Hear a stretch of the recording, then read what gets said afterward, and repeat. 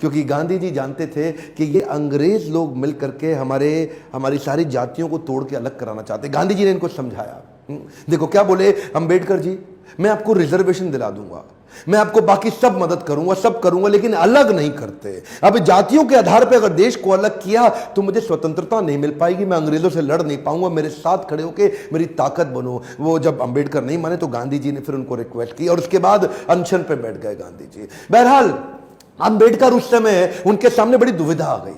वो सोचे एक तरफ मेरी अपनी जाति के लोग, मैं उनकी मदद करूं, और एक तरफ देश में आंदोलन लड़ रहे हैं गांधी, उनका जीवन, इनके जीवन का त्याग ना हो जाए, कहीं ऐसा जीवन ना खत्म हो जाए। उन्होंने गांधी जी को समझाया, बोला ठीक है आप अपना अनशन छोड़िए। पूना पैक्ट वहां साइन किया गया, और पूना पैक्ट जब साइन किया उस समय इन्होंने रिजर्वेशन तो कम से कम कंट्रोल में कर लिया। The evolution of provincial finance in British India नाम की इनकी किताब, द प्रॉब्लम ऑफ रूपी नाम की 2 किताबें, जिसके आधार पे आरबीआई की स्थापना हुई।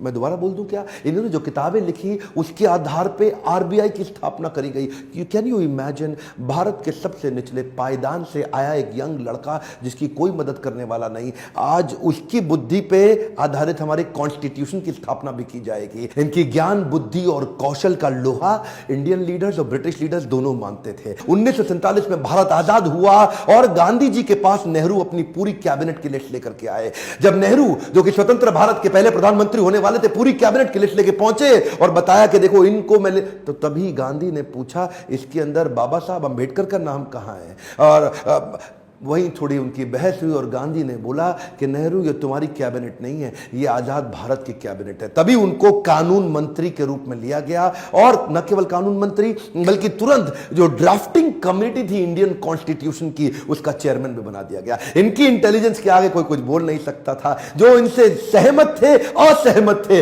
दोनों जानते थे कि इस आदमी में बुद्धि बहुत है। बहरहाल मन तो है कि मैं घंटों तक इनके विषय में बात करूं, एक्चुअली मन भरता नहीं है इनके विषय में बात करते हुए। इतने बुद्धिमान व्यक्ति, आगे चल के इन्होंने हिंदू कोड बिल और महिलाओं के लिए बड़े कानूनों के अंदर कई बदलाव लाए। ये वो पॉलिटिकल लीडर नहीं थे जो सत्ता के लिए लड़ते थे, ये लड़ते थे उनके लिए कि देश में कमजोर हिस्से को उठाना देश के हर लीडर की जिम्मेदारी। एक हम मोटा ध्यान दीजिए, चाहे वो महिलाएं हो, चाहे वो जाति धर्म के आधार पे हो, कमजोर हिस्से को आगे बढ़ाना, सपोर्ट करना, तभी देश आगे चलेगा। खुशहाली आएगी तो फायदा सबका होगा। कम ऑन ध्यान दीजिए, पूरे देश में खुशहाली आएगी तभी फायदा सबका होगा। इनकी भाषा में, इनके भाषण में, इनकी चर्चा में, इनके आचरण में, इनकी किताबों में और ड्राफ्टिंग कमेटी में चेयरमैन होते वक्त कॉन्स्टिट्यूशन को लिखने में सहनशीलता लगातार दिखती रही। अहिंसा परमो धर्म, बौद्ध धर्म को अपनाने लगे।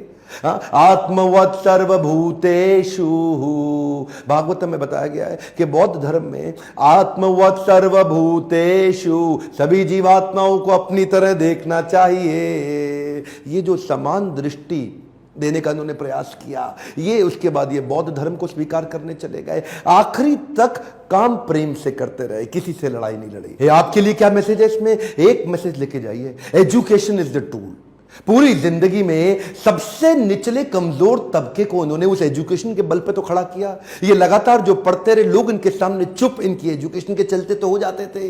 कोलंबिया यूनिवर्सिटी आगे चल के इनको number 1 scholar in the world की उपाधि से नवाजा गया। देश ने इनको भारत रत्न दिया। एक बात समझ लीजिए, इनके बराबर लीडर पृथ्वी में गिनती की होते हैं, परसेंटेज में नहीं होते। लर्निंग क्या है? Education is the tool.